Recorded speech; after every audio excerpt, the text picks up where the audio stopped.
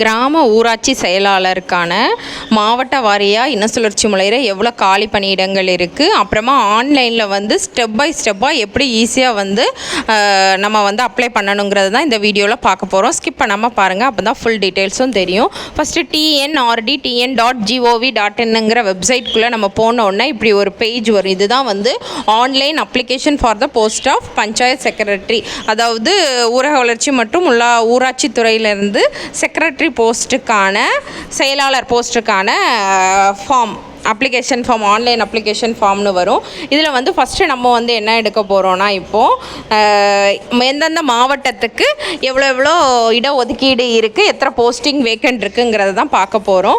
ஃபஸ்ட்டாக வந்து இங்கே பாருங்கள், பிசிக்கு எவ்வளோ, BC Muslim, general, MBC, DNC, SC, SCA, ST, women only, both women and men அப்படின்ட்டு எல்லா கேட்டகரிலையும் வந்து எவ்வளோ இடம் இருக்குது, எந்தெந்த மாவட்டத்துக்கு டோட்டலாக வந்து எவ்வளோ வேக்கன்சி இருக்குது அப்படிங்கிறது வந்து இந்த இதில் வந்துடும். ஃபஸ்ட்டு அரியலூருக்கு வந்து 33 காலி இடங்கள் மொத்தமாக இருக்குது. அதில் பிசிக்கு எவ்வளோ, BC Muslim, general, women's only, both women and மென்னுக்கு வந்து எவ்வளோங்கிறது அதில் டிஸ்பிளே ஆகுது, பார்த்துக்கோங்க. அடுத்ததாக வந்து என்ன மாவட்டம்னா வந்து நமக்கு செங்கல்பட்டுக்கு வந்து மொத்தம் 52 காலி பணியிடங்கள் இருக்குது. பிசிக்கு 13, பிசி முஸ்லீமுக்கு 2, ஜென்ரலுக்கு 16, எம்பிசி டிஎன்சிக்கு 10, எஸ்சிக்கு 8 காலி பணியிடங்களும், எஸ்சிஏக்கு 2, எஸ்டிக்கு 1, உமன் ஒன்லிக்கு 17, போத் உமன் அண்ட் மென்க்கு வந்து 35 காலி பணியிடங்கள்னு மொதல் 52 காலி பணியிடங்கள் வந்து இருக்குது. கோயம்புத்தூருக்கு வந்து மொத்தம் 14 காலி பணியிடங்கள் இருக்குது.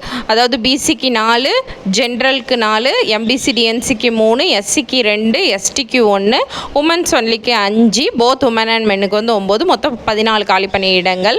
கடலூருக்கு வந்து எத்தனை காலி பணியிடங்கள் இருக்குன்னா 37 காலி பணியிடங்கள் வந்து மொத்தமாக வந்து இருக்குது கடலூர் மாவட்டத்துக்கு. அடுத்ததாக வந்து தருமபுரி மாவட்டத்துக்கு வந்து 21 காலி பணியிடங்கள் இருக்குது. எல்லா மாவட்டத்துக்குமே இதில் எத்தனை காலி பணியிடங்கள் இருக்குதுன்னு சொல்லிட்டு நமக்கு கொடுத்துருப்பாங்க. ஜென்ரலுக்கு எவ்வளோ, எம்பிசி, அது எல்லா டீட்டெயில்ஸுமே இன சுழற்சி முறையில் கொடுத்துருப்பாங்க. அடுத்ததாக வந்து திண்டுக்கல் மாவட்டத்துக்கு வந்து 39 காலி பணியிடங்கள் இருக்குது டோட்டலாக. அடுத்தது ஈரோடுக்கு வந்து 26 காலி பணியிடங்கள் இருக்குது. இது எல்லாமே வந்து அதில் பிசி எம்பிசி எல்லாம் கொடுத்துருப்பாங்க, செக் பண்ணிக்கோங்க.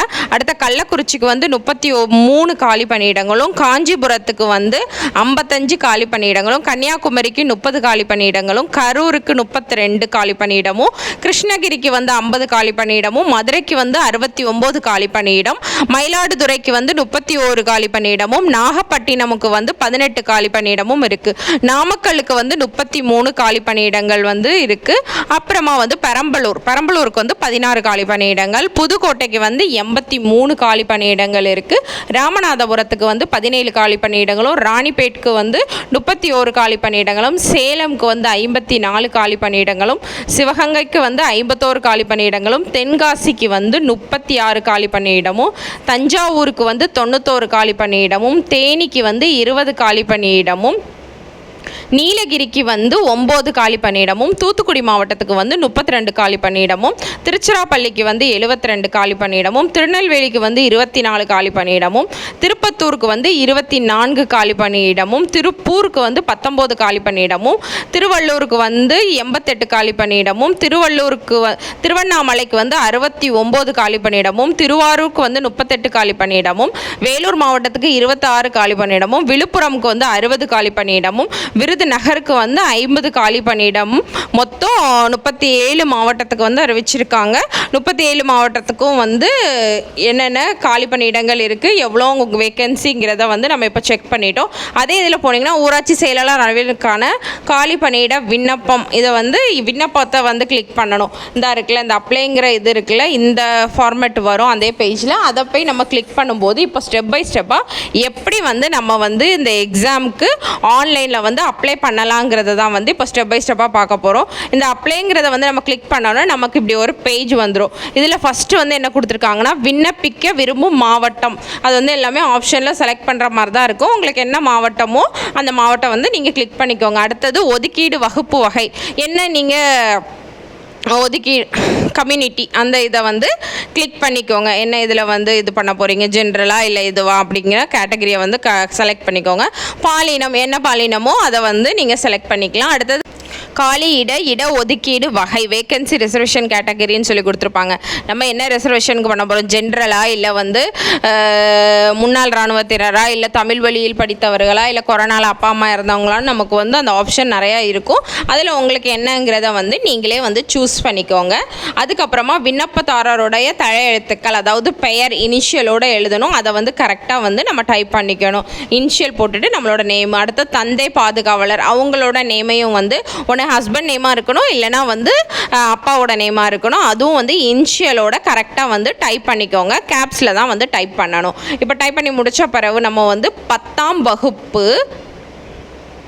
இப்போ தந்தையோட பேரையும் வந்து பண்ணியாச்சு. 10ஆம் வகுப்பு தேர்ச்சி பெற்றிருக்கீங்களான்னு சொல்லி கேட்டிருக்காங்க. பாஸா ஃபெயிலாங்கிறது வந்து நம்ம இது பண்ணணும். 10th பாஸ் ஆனவங்க தான் வந்து அப்ளை பண்ண முடியும். ஸோ 10ஆம் வகுப்பு தேர்ச்சி பெற்றவர்னு சொல்லிட்டு கிளிக் பண்ணிக்கலாம். அடுத்தது கொரோனா காலத்தில் நீங்கள் 10ஆம் வகுப்பு தேர்வு பெற்றீங்க. கொரோனா டைமில் வந்து 10th பாஸ் ஆன கேண்டிடேட்டாக நீங்கள் எஸ்னா எஸ் கொடுங்க, நோனா நோ கொடுங்க. கல்வி அமைப்பு, அதாவது சிபிஎஸ்சியா மெட்ரிகுலேஷனா அப்படிங்கிற டீட்டெயில்ஸ் கொடுத்துருக்காங்க. நீங்கள் என்ன இது எடுத்து படிச்சிங்களோ, ஸ்டேட் போர்டுனா ஸ்டேட் போர்டு அப்படி வந்து கிளிக் பண்ணிக்கோங்க. அடுத்ததாக வந்து 10ஆம் வகுப்பு தேர்ச்சி பெற்ற ஆண்டு என்னன்னு கேட்டிருக்காங்க. அது ஆப்ஷனில் இருக்குது, அதை வந்து நீங்கள் கிளிக் பண்ணிக்கோங்க. 10ஆம் வகுப்பு மொத்த மதிப்பெண் எவ்வளோ மார்க் எடுத்திருக்கீங்கன்னு கேட்டிருக்காங்க. அதை வந்து நம்ம அதில் மார்க்கை கொடுத்தோன்னே பர்சன்டேஜ் வந்து அதேவே வந்துடும். அதுக்கப்புறம் 10ஆம் வகுப்பு மதிப்பெண் சான்றிதழ் நகல், இதை வந்து 200 கேபியிலேருந்து மினிமம் 100 கேபி வரை நம்ம வந்து அந்த ஃபைலை வந்து நம்ம ஃபைல் சைஸில் வந்து நம்ம இதில் வந்து அப்லோட் பண்ணுற மாதிரி இருக்கும். அதையும் வந்து பண்ணிக்கோங்க. நம்ம 10th சர்டிஃபிகேட், அடுத்தது எஸ்எஸ்சி மதிப்பெண் அட்டையின் சான்றிதழ் எண், அதாவது நமக்கு 10th மார்க் ஷீட் இருக்கும்ல, அதோட சான்றிதழ் நமக்கு ஒரு பதிவெண் கொடுத்துருப்பாங்கல்ல, அதில் அந்த சான்றிதழ் எண்ணை வந்து இதில் குறிப்பிட சொல்லியிருக்காங்க. அதையும் குறிப்பிட்டுருங்க. அதுக்கப்புறமா வந்து வகுப்பு, என்ன வகுப்பு நீங்கள் அப்படின்னு சொல்லி கேட்டிருக்காங்க.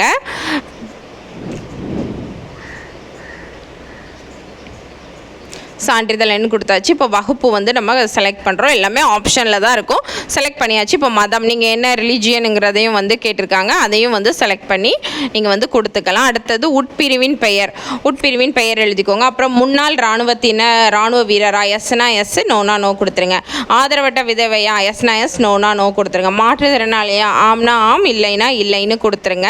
இந்த டீட்டெயில்ஸ் எல்லாம் நீங்கள் கொடுத்தீங்கன்னா கண்டிப்பாக அதுக்கான சர்டிஃபிகேட் வைக்கணும். இப்போ ஆதரவற்ற விதவைனா அதுக்கான சர்டிஃபிகேட் வைக்கணும். இராணுவ மாற்றுத்திறனாளினா அவங்களுக்கான சர்டிஃபிகேட் வைக்கணும். முன்னாள் இராணுவத்தினா அவங்களுக்கான சர்டிஃபிகேட் வைக்கணும். அடுத்ததாக வந்து குடும்ப அட்டை எண் கேட்டிருக்காங்க. உங்களோட ரேஷன் கார்டு நம்பரை வந்து கரெக்டாக வந்து அதில் பதிவு பண்ணிடுங்க. அதையும் வந்து நீங்கள் டைப் பண்ணி வச்சிடணும், ரேஷன் கார்டு நம்பரை.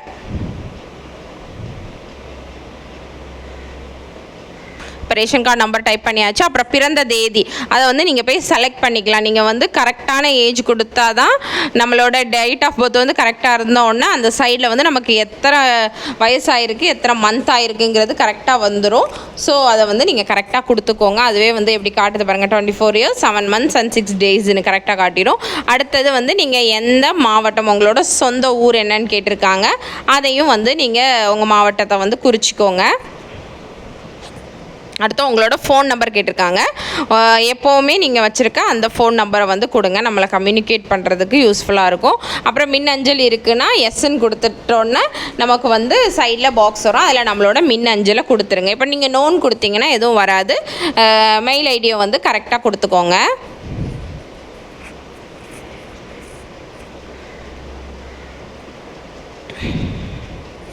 இப்போ மெயில் ஐடியும் நம்ம டைப் பண்ணியாச்சு. அடுத்தது 1ஆம் வகுப்பு முதல் 8ஆம் வகுப்பு வரை தமிழ் வழியில் படித்தவங்களானா எஸ்னா எஸ் கொடுங்க, நோனா நோ கொடுங்க. தொடர்பு முகவரி, நம்மளை வந்து காண்டாக்ட் பண்ணுறதுக்கு நம்மளோட அட்ரஸை கரெக்டாக வந்து டைப் பண்ணிடுங்க. பின்கோடோடு வந்து கரெக்டாக டைப் பண்ணிடுங்க.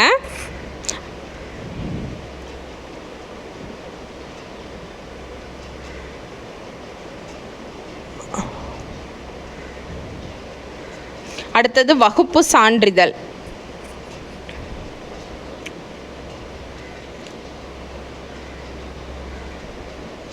அதையும் வந்து நம்ம கம்யூனிட்டி சர்டிஃபிகேட், அதாவது அந்த கம்யூனிட்டி சர்டிஃபிகேட்டையும் வந்து மினிமம் வந்து 20 கேபியிலேருந்து 100 கேபிக்குள்ளே வந்து நம்ம அப்லோட் பண்ணணும் அந்த ஃபைலை.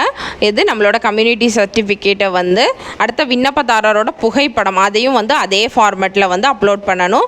விண்ணப்பதாரரோட கையொப்பம் நம்மளோட கையொப்பத்தையும் வந்து அதே சைஸில் வந்து நம்ம இதில் வந்து கண்டிப்பாக அட்டாச் பண்ண சொல்லியிருக்காங்க. என்னதுலான்னா கம்யூனிட்டி சர்டிஃபிகேட்டு, விண்ணப்பதாரரோட புகைப்படம், அப்புறம் சைன், இந்த 3ஐயுமே வந்து நம்ம கண்டிப்பாக அப்லோட் பண்ணணும். இதெல்லாம் அப்லோட் பண்ண பிறகு உறுதிமொழி இருக்கும், இந்த அறிவுரைகள் எல்லாம்னு சொல்லிட்டு அது எல்லாத்தையுமே வந்து நம்ம டிக் பண்ணிக்கணும். இந்த விண்ணப்பத்தில் உள்ள விவரங்கள் அனைத்தும் சரியானவை, இந்த விண்ணப்பத்தில் உள்ள விவரங்கள் தவறானாக இருப்பின் கண்டறிவேன், அது எல்லாமே வந்து நம்ம டிக் கொடுத்துட்டு ஒவ்வொன்றையும் கரெக்டாக வாசிச்சுக்கோங்க. எல்லாம் வாசிச்சுட்டு எல்லாத்தையுமே வந்து நம்ம டிக் கொடுத்து செலக்ட் பண்ணிவிட்டு அதுக்கப்புறமா கீழே வந்து என்ன இருக்கும்னா இது எல்லாமே செலக்ட் பண்ண பிறகு கீழே கேப்சர்டாக இருக்கும், அதையும் வந்து என்ட்ரு பண்ணிக்கோங்க. கரெக்டாக அந்த இதை வந்து என்ட்ரு பண்ணிவிட்டு சேவ் அண்டு நெக்ஸ்ட்டு சப்மிட்டுன்னு கொடுத்துட்டிங்கன்னா வந்து உங்களோட ஃபார்ம் வந்து ஃபில் ஆயிரும். இதுக்கு அடுத்த பேஜ் வந்து நமக்கு பே பண்ணுற மாதிரி இருக்கும். இதுதான் வந்து ஸ்டெப் பை ஸ்டெப்பாக வந்து எப்படி நம்ம ஆன்லைனில் அப்ளை பண்ணணும்னு வந்து சொல்லியிருக்கேன். உங்களுக்கு இதில் ஏதாச்சும் டவுட் இருந்துச்சுன்னா, அப்ளை பண்ணுறதுல ஏதாவது டவுட் இருந்துச்சுன்னா வந்து கமெண்ட் பண்ணுங்கள், நான் வந்து அதுக்கு உங்களுக்கு ரிப்ளை பண்ணுறேன்.